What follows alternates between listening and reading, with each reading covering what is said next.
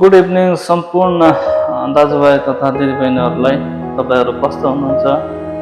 आशा छ तपाईँहरू सन्चै आरामै हुनुहुन्छ है। आज मैले तपाईँहरूको माझ एउटा बुकबाट केही इम्पोर्टेन्ट कुराहरू लिएर आएको छु, जुन चाहिँ कोट छ है।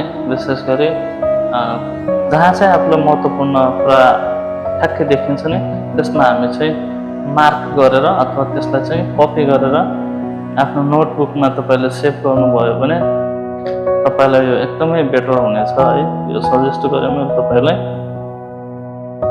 विशेष गरी मसँग एउटा बुक छ, एटोमिक ह्याबिट्स भनेर। यो जेम्स क्लियरद्वारा लिखित बुक रहेको छ होइन। अफकोर्स यो परमेश्वरको वचनभन्दा धेरै महत्त्व त होइन, तर पनि हामीले सबै थोकबाट सिक्नुपर्ने हुन्छ। सबै थोक जहाँ चाहिँ आफूलाई सहज हुन्छ, जहाँ चाहिँ आफूलाई होइन छिटो सिकिन्छ भन्ने लाग्छ, तब चाहिँ हामी हरेक कुराहरूबाट, हामी युट्युब भिडियोहरूबाट, हामी हरेक कुराहरूबाट सिक्न सक्छौँ होइन, र आफूले बुझेको कुराहरू सेयर गर्न सक्छौँ। अफकोर्स यो मानिसद्वारा लेखिएको हो, तर पनि यसमा एकदमै थोरै हाम्रो जीवनसँग मेल खाने किसिमको हाम्रो विचारहरू, हाम्रो ह्याबिट्सहरूको बारेमा चाहिँ बताएको छ, जसले गर्दा हामीलाई छिटो आफ्नो ह्याबिट चेन्ज गर्नलाई एकदमै इम्प्रुभ हुनसक्छ होइन। हामी अफकोर्स वचनहरू पनि पढ्छौँ, तर हामीले यसको मतलब यो होइन कि अरू पुस्तक पढ्नै हुँदैन भन्ने पनि हुँदैन। हामीले जहाँबाट जुन नलेज हामी लिन सक्छौँ, परमेश्वरले त्यो सबै वातावरणलाई उहाँले पर्फेक्टली एरेन्जमेन्ट गर्नुभएको हुन्छ होइन। सो यो बुकबाट मैले एउटा नोट गरेको कुरा मैले एकदमै यसमा बुझेको कुरा म तपाईँहरूलाई सेयर गर्नेछु है। आशा छ यसले तपाईँलाई हेल्प गर्नेछ। यो के भनेको छ भन्दाखेरि हाम्रो विचारहरूको बारेमा होइन, यो नेगेटिभ थट्स कम्पाउन्ड भनेको छ। हाम्रो नेगेटिभ थटहरू होइन, जुन हाम्रो नराम्रो विचारहरू छन्, त्यसको बारेमा र त्यो ह्याबिटलाई कसरी चेन्ज गर्न सकिन्छ भन्ने ती धेरै तरिकाहरू छन्, तर म तपाईँलाई सर्टकटमा बताउने छु है। Negative thoughts compound.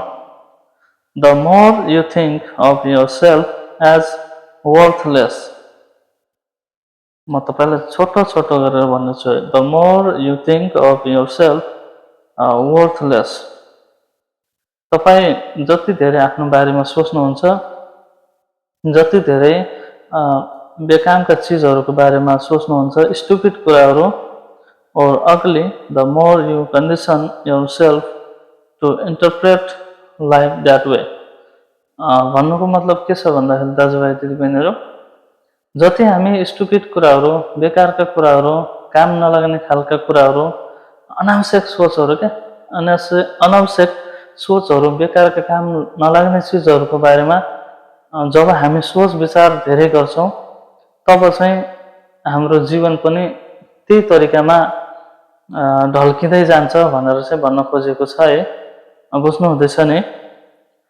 जब उदाहरणको लागि जब चाहिँ हामी आफ्नो दिमागमा नराम्रो कुराहरू, कसैको बारेमा रिस होइन, नकारात्मक गुनासोहरूको बारेमा, कम्प्लेनहरूको बारेमा विचार गरिरहेको हुन्छौँ नि हाम्रो माइन्डमा, अनि हामी यदि यही नै हामीलाई चाहिँ बानी लाग्यो भने हाम्रो जिन्दगी पनि यसरी नै बित्दै जान्छ क्या। दुनियाँको कुराहरू गर्नमा नराम्रो सोचहरू हामी गर्छौँ भने हाम्रो बाटो पनि त्यही तरिकाको बन्दै जान्छ, हाम्रो विचारहरू पनि त्यही तरिकाका बन्दै जान्छन्, र हाम्रो जीवन पनि त्यसरी नै हामी बिताइरहेका हुन्छौँ।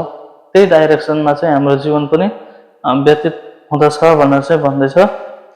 अनि त्यस पछाडि भनेको छ, you get trapped in the thought loop. The same is true for how you think about others.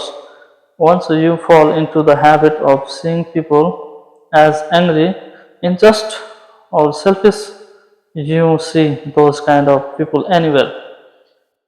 भने चाहिँ के भनेको छ भन्दाखेरि यसले यदि हामीले नकारात्मक सधैँ नराम्रो पक्षका बारेमा हैन नराम्रो जुन काम नलाग्ने चिजहरू छन् जुनले चाहिँ हामीलाई रिस उठाउने कुराहरू छन् ती बारेमा चाहिँ हामीले लगातार सोचिराख्यौँ भने र ती बारेमा चाहिँ हामीले बढी जसो सोच गऱ्यौँ हैन र हामी चाहिँ एउटा ट्र्यापमा फस्छौँ भनेको छ है जब हामी नकारात्मक जब हामी एकदमै नराम्रो काम नलाग्ने कुराहरू जुन चाहिँ बेकारका चिजहरू छन् जुन चाहिँ हाम्रो जिन्दगीसँग त्यसको कुनै मतलबै छैन हैन जिन्दगीसँग चाहिँ त्यसको कुनै कामै छैन त्यस्ता विचारहरू जब हाम्रो दिमागमा घुमिराख्छ नि जब हाम्रो माइन्डमा चाहिँ आइराख्छ नि त्यो विचारहरूलाई हामी सोच्दै सोच्दै गयो भने हामी त्यो ट्र्यापमा फसिसके पछाडि हामी जहाँ गए तापनि जहाँ जुनसुकै ठाउँमा गए तापनि हामी आफ्नो व्यवहारहरू हामी त्यस्तो देखाउँछौँ भनेर चाहिँ यसले भनेको छ है यदि एकचोटि हामी चाहिँ यो बानीमा चाहिँ खस्यौँ भने यदि हामी यो बानीमा चाहिँ निरन्तर फस्यौँ भने हामी जहाँ गए तापनि हामी आफूले आफूलाई परिवर्तन गर्न सक्दैनौँ हामी उल्टो के भइदिन्छौँ एउटा सेल्फिस भइदिन्छौँ अनि र हामी अरू मानिसहरूलाई पनि हैन हामी जस्तो हामीले सोच गरिराखेका छौँ जस्तो हामीले आफ्नो सोच विचारहरू आफ्नो हैन ती काम नलाग्ने ती बेकारका सोचहरू अनुसार हामीले दिमागमा सोचिराखेका छौँ भने पछि त्यही अनुसार हामी अरू व्यक्तिहरूलाई पनि देख्छौँ अरू व्यक्तिहरूमा पनि हामी त्यस्तो पोजिटिभ कुराहरू भेटाउन सक्दैनौँ पोजिटिभ कुराहरू भेटाउँदैनौँ किनकि हामी आफ्नै विचारको आफ्नै नराम्रो विचारको पासोमा फसिसकेका हुन्छौँ भनेर चाहिँ भन्दैछ एकदमै मनपर्ने लाइन है अनि त्यसैले समरी गर्दाखेरि के छ त भन्दाखेरि हामीले अरूलाई बदल्न हैन आफैलाई बदल्नुपर्छ यदि हामीले आफैलाई बदलियो भने हामी अरूलाई पनि बदल्न सक्छौँ भनेर चाहिँ त्यो कुरा चाहिँ बताइएको छ त्यसैले तपाईले ध्यान दिनुस् कि तपाई हामीले ध्यान दियौँ हैन हामीले कस्तो विचार कस्तो सोचहरूलाई हाम्रो माइन्डमा खेलाइराखेका छौँ यदि हामीले नकारात्मक कुराहरूले मात्रै आफ्नो दिमागलाई भरिरहेका छौँ भने हामी कहीँ गए तापनि हामी